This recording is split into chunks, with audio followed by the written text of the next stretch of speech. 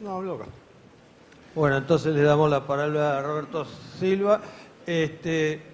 Obviamente, supongo yo que en una presentación como esta cabe felicitarlos por la gestión. Yo tengo 250 preguntas, pero tengo miedo que quedemos hasta fin de año. Entonces, las omito, pero seguramente va a ser algo para los próximos eventos del IAEF para poder extendernos en algo tan interesante. Un solo comentario si miro esa curva y simplemente para ser polémico a propósito y molestar y provocativo, diría, ese último gráfico me muestra que las confianzas con cada gobierno que asumió crecen sustancialmente, pero también se pierden rápidamente. Y ojalá que no sea este el caso, sino que se revierta una curva desagradable y desgraciada para la República Argentina. Así que felicitaciones y esperemos que eso no ocurra. La sostenibilidad es tan importante como el pico, ¿no? Ahora sí, por favor, Roberto, muchísimas gracias. Te vamos a pedir también que como presidente de la Comisión Nacional de Valores abras el evento, que lo postergamos un poco debido al doctor Rayo para poder hacerlo a posteriori. Pero primero te pedimos la palabra. Bueno, muchas gracias. Buenos días, un gusto estar de vuelta en este simposio. Aprovecho para saludar a los muchos amigos y conocidos presentes. Por razones de espacio voy a ser muy breve, así que declaro abierto el evento y estoy de acuerdo con todo lo que dijo Vladimir. Hace 8 meses vinimos acá, bastante al principio de nuestra gestión, allá por mediados de marzo, y cuando pensaba qué decir, dije, bueno, se me ocurrió que podía ser bueno hacer un recuento de la gestión. Tengo que empezar por los avisos parroquiales. No estoy solo, estoy apoyado en 2 pilares como son Patricia Boedo y Sonia Salvatierra, aquí presente. Y después trabajamos mucho en la comunicación, así que los invito a todos a seguir a la Comisión Nacional de Valores en LinkedIn. En aquel entonces, cuando vine en marzo, apenas habíamos dictado 4 resoluciones generales, hoy llevamos 41. Y entonces me pregunté, dije, bueno, ¿qué pasó y qué hicimos desde aquel entonces? ¿Qué pasó en el país? Creo que diciéndolo en 2 líneas, como soy abogado siempre me interesan mucho los marcos legales y digo, ya teníamos el DNU 70, ya había sido rechazado por el Senado, nunca fue rechazado por diputados, pero además por el camino se sumaron 2 leyes muy potentes como la ley de bases y el paquete fiscal, con lo cual el gobierno cuenta con 3 instrumentos legales muy poderosos. Al mismo tiempo, en el plano de la política monetaria y fiscal, la explicó ya muy bien Vladimir, pero se consolidó totalmente el déficit cero y se cerraron las canillas de emisión del Banco Central.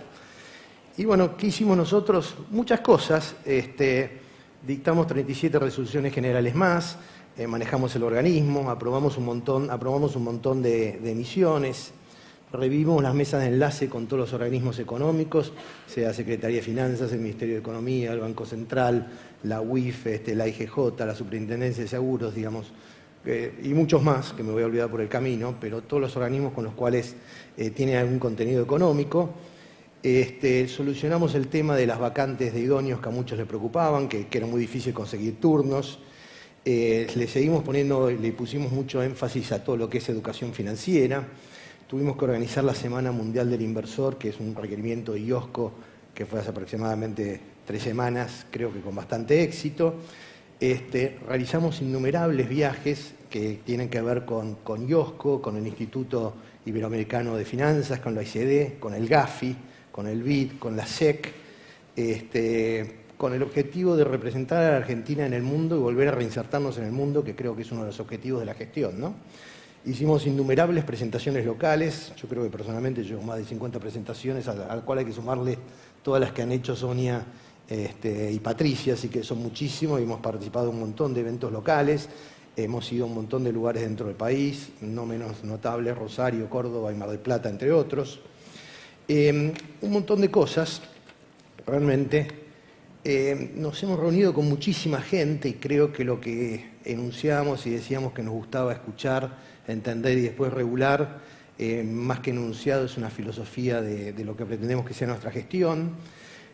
Logramos sacar algunas RGs a consulta pública, tenemos 3 actualmente en este proceso, y también instauramos una modalidad que creemos que es muy positiva de presentación de las normas que son más complejas frente a los actores del mercado.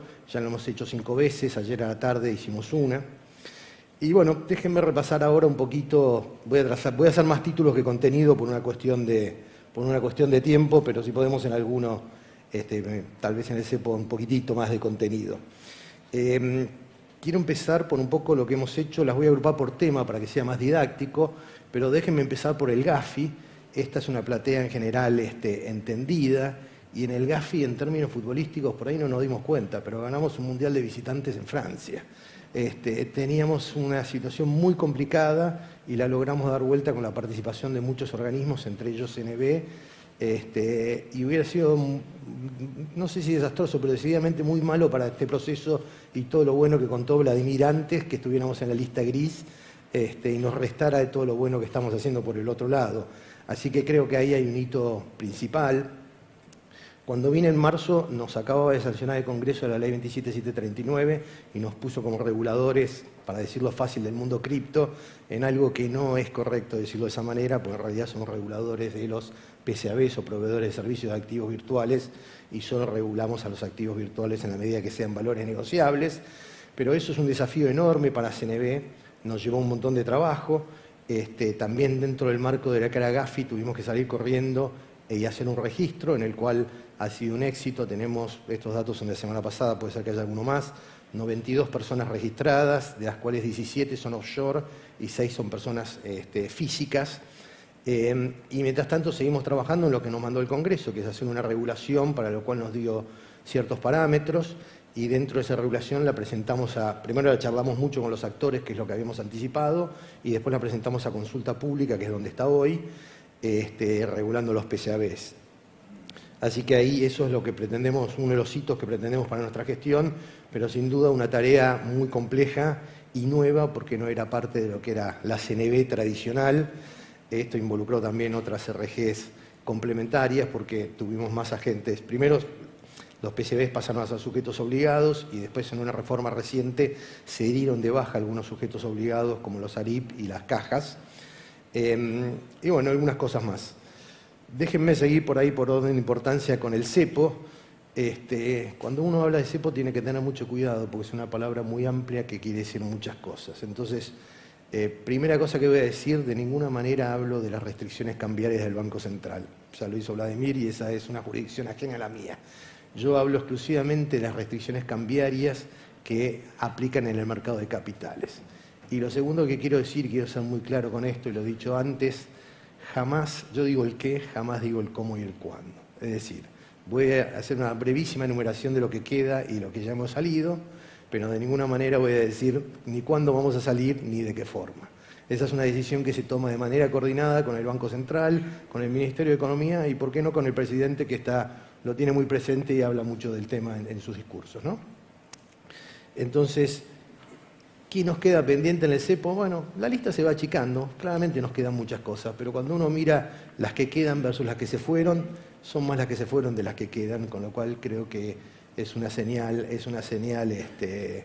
positiva. Y hoy no la repitió Vladimir, pero tuvo algún momento una frase brillante al decir que estamos enamorados de nuestras mujeres y no del cepo, y creo que es una buena oportunidad para repetirla, ¿no?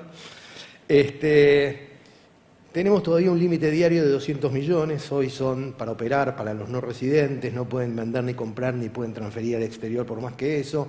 A valores del dólar MEP de hoy son aproximadamente $175.000, pero ya empezamos a perforar ese límite porque hace poco sancionamos una resolución que permite transferir títulos al exterior a los no residentes en la medida que los compren en colocación primaria y esos títulos amorticen a más de 3 años, con lo cual ya hay ahí un principio de salida. Recordemos que no hay limitación para los residentes, sin embargo, los residentes pueden tener, en el mercado de capitales, pueden tener una limitación que viene de las normas del Banco Central, que es la restricción cruzada, es decir, cuando compran dólar oficial tienen que tener este periodo de abstención de 90 días antes, 90 días después, pero si no, en principio los residentes no tienen, en general las personas físicas, digamos que no acceden al dólar oficial, no tienen ninguna restricción por ese lado. Seguimos teniendo un parking de un día. Tenemos determinados financiamientos que te impiden vender contra dólares, tenemos un montón de restricciones en los fondos comunes de inversión y tenemos una famosa norma del Banco Central, que es la 7340, que todos nos reclaman, que ha tenido alguna mejora, pero sigue por ahora y bueno, aspiremos a que por ahí la podamos hacer pequeñas mejoras de a poco. Pero digo, esto es lo que nos queda. ¿Qué desapareció? Y la lista es más larga de qué desapareció. Primero, antes de nuestra gestión ya había salido, pero con este gobierno se unificaron todos los parkings en un día. Si recuerdan, había muchos tipos de parkings diferentes. Había una información semanal que daban las ICs que desapareció. Había una cosa que era una locura, que era una declaración jurada que había que hacer de que uno no había operado en PPT 15 días antes y 15 días después porque había diferentes precios del dólar en PPT, en Cenevi, y el gobierno intervenía en PPT para que el precio del dólar en la tapa del diario fuera más diario. Una locura total. Bueno, eso desapareció inmediatamente, no está más. Y cuando vine en el encuentro en marzo ya habíamos hecho dos cosas. Habíamos sacado la restricción que tienen las ALICs para dolarizar su cartera y habíamos dicho que todo este listado de restricciones que tenían antes no aplicaban a los BOPREAL. Pero con posterioridad a marzo seguimos avanzando en distintas cosas que hicimos. Primero nos dimos cuenta que no le podíamos entregar los BOPREAL a los proveedores como nos hubiera gustado. Entonces los BOPREAL había que venderlos y para pagarle el 100% a los vendedores había que hacer una operación complementaria que también caía bajo este listado de restricciones del cual mencioné, con lo cual también hubo que eximirla. En este proceso de vuelta del crédito nos encontramos con que los bancos querían dar créditos SER y que teníamos un problema porque los créditos SER o UVA son en pesos, se desembolsan en pesos, por un problema jurídico hay que constituir las garantías el mismo día que se dan y obviamente los vendedores inmuebles decían, señores, yo no quiero pesos, yo quiero que me den dólares, con lo cual todas las restricciones que teníamos antes hubo que exceptuarlas también, estas operaciones. Viene a la parte de las anécdotas, no voy a divertir en eso, pero para que Colapinto pueda correr en la Fórmula 1 hubo que hacer algunas exenciones también, pero bueno, eso queda dentro de la parte de lo anecdótico. Había una norma también que molestaba bastante, que había que avisar las operaciones con 5 días, había que calendarizarlas, como se dice en la jerga, eso también desapareció. Como dije antes, si uno tenía caución de cualquier tipo no se podía operar, ahora está limitado eso a la caución en pesos y la caución en dólares ya ha sido liberada. Y bueno, ya mencioné que ya hicimos esta excepción para los títulos que en colocación primaria. Después perdonen que vaya rápido y con títulos, pero digamos, tengo que hacer una presentación en pocos minutos en otro lugar que es por streaming, con lo cual no puedo llegar tarde y el tiempo es bastante tirano. Trabajamos muchísimo en el financiamiento PYME. ¿Qué quiere decir esto? Primero habilitamos los pagarés hard dólar, que no es que no existían, porque en el decreto de ley de pagaré, la cláusula de pago efectivo, el artículo 44, está desde el 63 que se creó, pero no estaban habilitados como una especie que se podía negociar. Solo había pagarés en pesos o dólar link. Eso lo habilitamos. Estamos trabajando también en algo que todavía no salió, pero que está cerca, que son los pagarés producto, que es la posibilidad de que se hagan pagarés no solo en cuotas, sino también en productos como soja. Eso está trabajándose y esperemos que salga. Habilitamos distintos cupos para que los fondos puedan invertir en productos PYME. Habilitamos también distintos problemas que había sobre las transferencias en caja de valores cuando uno hacía canje de pagarés, y estamos trabajando también en una norma de canje de pagarés.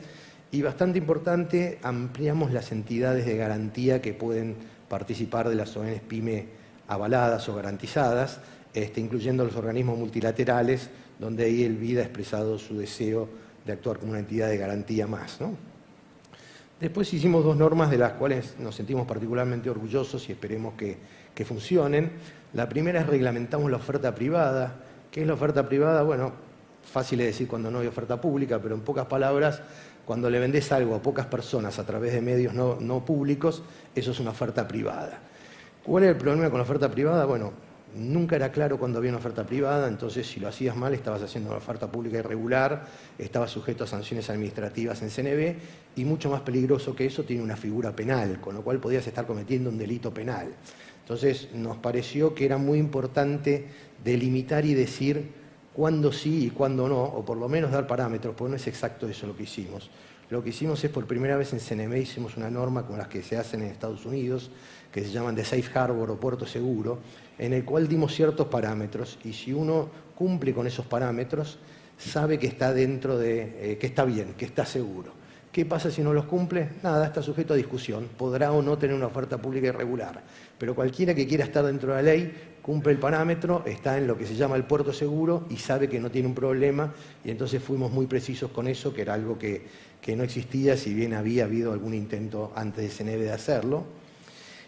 Por el lado de la oferta pública, que esta es una de las normas que explicamos ayer, está en consulta pública, la alargamos la semana pasada, creemos que hay que desburocratizar los trámites. ¿Qué quiere decir esto?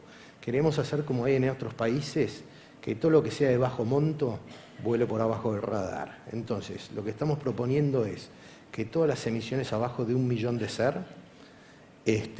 no tenga que hacer ingreso al régimen de oferta pública, o correctamente, esto es una simplicidad verbal, lo hacen pero no le pedimos nada, no tengan que hacer un prospecto, no se lo tengamos que aprobar y no tengan un régimen informativo posterior, solo nos avisan que emitieron.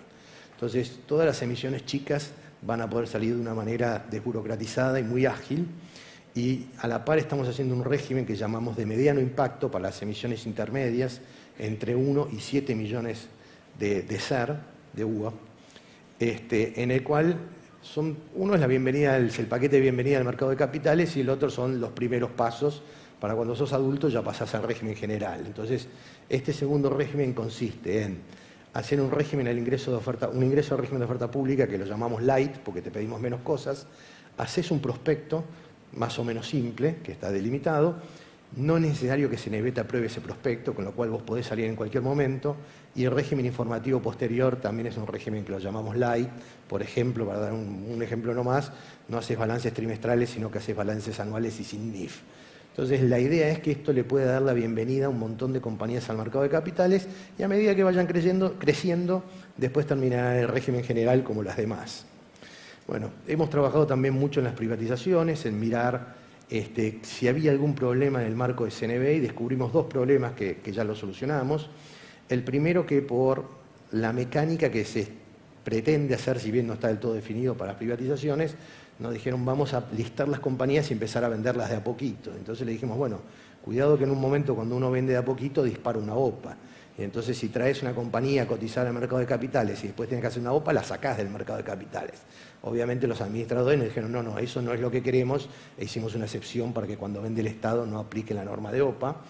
Y el segundo problema que nos encontramos, que ya se había vivido en los 90, ya había sacado una norma en aquel entonces, la resolución 209, es que las compañías del Estado normalmente tienen balances que no cumplen con lo que le pedimos a los balances en el mercado de capitales. Entonces hay que darle una suerte de waiver del pasado y un cierto tiempo intermedio de transición para que pasen a tener balances con estatus de mercado de capitales, de manera que se puede avanzar en ese frente. En cuanto a los mercados, también hicimos unas cuantas cosas. Habilitamos lo que se llama el QCCP, Qualified Central Counterparty, o contraparte central calificada, que tiene que ver con una norma del Banco Central, pero lo que hace es te permite calificar mejor desde el punto de vista crediticio, entonces bajas tu riesgo y necesitas menos garantías para operar.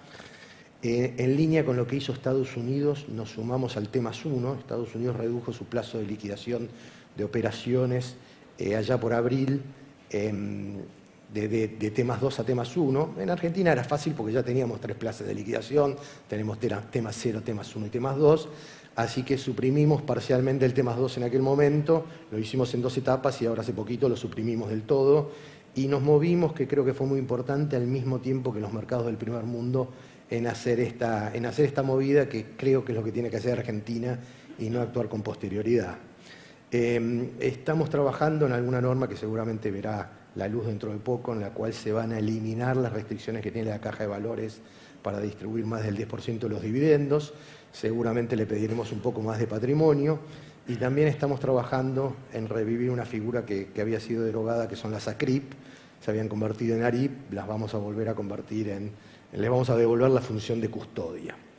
Por el lado de los emisores, se redujeron los aranceles que pagan los emisores frecuentes. Por el lado de agentes, se trabajó en una norma que es muy importante, que es el norma técnico, son canales de captación, pero hablemos de norma de referenciamiento, que es básicamente cómo se refieren y cómo se mandan los clientes entre los agentes que están registrados en CNV, en el Banco Central y las PCABs, y digamos, esa la sacamos a consulta pública. Ya recibimos todos los comentarios y estamos trabajando en la versión final, que seguramente estará dentro de poco. También trabajamos en que los ACDI puedan acceder a los supermercados de fondos de los mercados sin necesidad de tener una membresía ni ser ALIC, que era una traba que había. Y estamos trabajando también en un régimen de financiamiento de las ALICs para los clientes. Esto todavía nos va a llevar un tiempo. Por el lado de los idóneos, ya dije que por un lado habilitamos un montón de lugares. Recientemente habilitamos mesas en Rosario, en Córdoba, más una mesa en Santa Fe. Hoy no hay trabas para dar el examen. En algún momento hemos más que triplicado la cantidad de exámenes que se están tomando. Al principio había unas demoras, cuando asumimos había unas demoras muy grandes.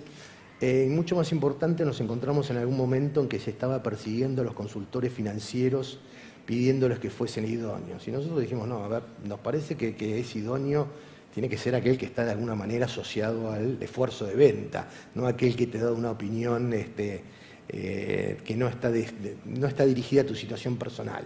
Y entonces hicimos una norma específica donde dijimos que en la medida que el asesoramiento no fuera personalizado, sino que fuera generalizado, se podían hacer recomendaciones, y lo mismo con los informes públicos que normalmente hacen muchos bancos, tanto locales como del exterior. Trabajamos mucho en otra norma importante que todavía no hemos visto frutos, pero esperamos que sí los dé, que es la de doble listado. En el doble listado, es decir, cuando una compañía cotiza fuera y acá, no a través de un CDR, estoy hablando de forma directa, se le pedía una registración en el 118. El 118 es un artículo de la Ley de Sociedades que dice que te tenés que anotar, y cuando te anotás tenés que constituir una presencia local. Atrás de la presencia local viene la presencia impositiva, y nosotros nos preguntábamos, y obviamente lo hablamos mucho con nuestro colega del EGJ, decíamos, un señor que cotiza acá, ¿qué bienes y servicios produce? Ninguno. ¿Para qué necesita un balance o tener una presencia en la Argentina? En realidad nosotros queremos que todas las compañías mineras vengan y tengan un double listing, como es en Perú, que tiene 29 compañías canadienses que cotizan en Perú, y mucho más. Nos encantaría que los unicornios argentinos que cotizan en el exterior pudieran tener un double listing acá en la medida que eso sea posible y ellos lo deseen, y no haya que comprarlo vía un CDR, sino de manera directa, y que los Global, los mercados libres y todos los demás que cotizan afuera puedan tener una cotización aquí, ¿no? Bueno, trabajamos también muchísimo en fideicomisos financieros. En algún momento al principio hicimos un texto ordenado con un montón de cosas que nos pedía IOSCO. Tal vez la más notable es una que no es tan simpática, que es la figura del risk retention. Después teníamos un régimen de infraestructura que era para infraestructura pública, y dijimos, bueno, perdón, acá cambio de sistema no nos sirve, porque no hay más financiamiento público de la obra pública, sino que ahora va a haber financiamiento privado de obra que tiene intereses públicos, con lo cual extendimos el régimen para que sirva para eso. Y recientemente hicimos una simplificación en la cual pasamos como opcionales a los agentes de control y revisión, y lo mismo los balances que les vamos a pedir a los fideicomisos van a ser anuales, de manera que pueden reducir sus costos e incentivar el mercado que últimamente está más pequeño. También estamos trabajando en una norma que seguramente va a ver la luz dentro de poco, que es esta que conté de la oferta automática. La vamos a extender para los fideicomisos y estamos trabajando en esto. Bien, otra norma muy importante en la cual trabajamos es el fondo de cese laboral, en el cual, como ustedes saben, se habilita a cambiar la indemnización que está prevista en el artículo 245 de la Ley de Contrato de Trabajo por un sistema distinto. En el sistema que hay hoy, la devenga la indemnización, no tiene que separar plata y tampoco la contabiliza contablemente, la paga el día que hay. En este nuevo sistema se permite acordar con los sindicatos formas que tienen que ver con el mercado de capitales, y entonces crear fondos o fideicomisos en los cuales se devenga, que es bastante parecido al sistema que tiene la UOCRA, ¿no? O podría ser, porque en realidad hay libertad de creación, y que se creen fideicomisos o fondos comunes de inversión en los cuales los empleadores vayan aportando lo que se pacte, que es la indemnización, y el día que hay un despido se cobra de ahí, y ya está fijo y prefijado, está fondeado, y es mucho más previsible, y además, con un poco de suerte, podríamos tener un nuevo inversor institucional, tal vez de largo plazo. Con lo que tiene que ver con nuevos mercados, habilitamos distintas opciones. Nosotros teníamos futuros sobre índices, pero no teníamos opciones. Eso lo habilitamos al principio. También habilitamos a BIMA a que cree un mercado de carbono, que ojalá se pueda es muy importante y ojalá se pueda desarrollar. Autorizamos a Marva Rofex a negociar futuros de SER y también autorizamos a Marva Rofex a negociar futuros de Bitcoin con inversores no calificados, que solamente podía hacerlo con inversores calificados. E hicimos otra norma en la cual tal vez esta sea la más controvertida de todas las que hemos hecho, que fue habilitar a los menores de 13 a 18 que abran una cuenta comitente. A alguna parte del público, en particular de la prensa que se encuentra más a la izquierda, no le ha gustado. Pero por ahí pasaron por alto dos cosas. Primero, que ya existía la habilitación para invertir en fondos, y segundo, que ya podían abrir cuentas bancarias. Y mucho más importante que eso, a diferencia de ludopatía o las billeteras, no lo pueden abrir solo, tienen que abrirlo con el consentimiento de los padres. Entonces, si los padres no quieren, no abren la cuenta. Y después, además, está el tema de fondeo y que les den plata para invertir, ¿no? Pero no es que pueden venir los chicos solos y abrir una cuenta. Tiene que ser de la mano de sus padres. En materia de fondos comunes de inversión, mañana va a salir, voy a decir el título nomás, pero mañana vamos a habilitar nuevos fondos comunes de inversión que tienen algo que ver con el artículo 7 bis. Esa es una norma que va a salir mañana. En materia de CDRs también hicimos muchas cosas, desde delegar facultades en la gerencia hasta reducirle los aranceles que habían quedado muy altos. Y de vuelta también mañana vamos a hacer un anuncio que va a permitir que haya mucho más CDRs de los que hay de subyacentes interesantes, déjenme decirlo y dejarlo ahí, en esa altura. Trabajamos muchísimo en el blanqueo. Como saben, en el blanqueo hay esencialmente tres opciones para no pagar, que es menos de $100.000, mantener los dólares en cuenta hasta el fin del 25, o invertir en alguna de las opciones que te da el mercado de capitales, donde esencialmente habilitamos todo. Digamos, es más fácil decir lo que quedó afuera que lo que habilitamos, porque hasta se puede aportar plata hasta a una SGR, con lo cual quedó afuera exclusivamente los CDRs y los fideicomisos no productivos, porque así estaba en la ley. Trabajamos sobre las SOPAs y reglamentamos las SOPAs que van a devengar intereses por la diferencia que hay, el diferimiento que hay en el plazo de pago, y algunas otras cosas más. Me quedan objetivos de mediano y largo plazo, lo voy a sintetizar en una frase para no pasarme demasiado el tiempo. Básicamente el objetivo de mediano plazo es seguir alineando las regulaciones con la infraestructura internacional. Esto tiene que ver no solo con IOSCO, que es el organismo que regula las comisiones de valores, donde también recuperamos la plaza que ocupaba la Argentina, sino también con la OECD, en la cual Argentina está en curso de ingreso, y a CNB le toca toda la parte que tiene que ver con el gobierno corporativo. Y bueno, finalmente, para el largo plazo, nos quedan un montón de cosas por hacer, y tengo una lista en la cual no me voy a meter, pero para el largo plazo depende mucho de la macroeconomía, con lo cual está muy atado a todo lo que explicó Vladimir al principio. Y con esto termino más o menos en tiempo, y me va a tener que disculpar que tengo que salir corriendo, pero tengo otro compromiso que tiene hora fija.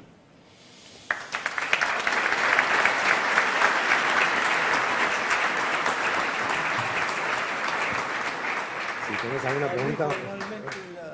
Abrir formalmente. Bueno, y declaramos formalmente abierto el simposio y esperemos que sea un éxito como todas las anteriores ediciones. Muchísimas gracias, Roberto, y muchísimas gracias, Vladimir.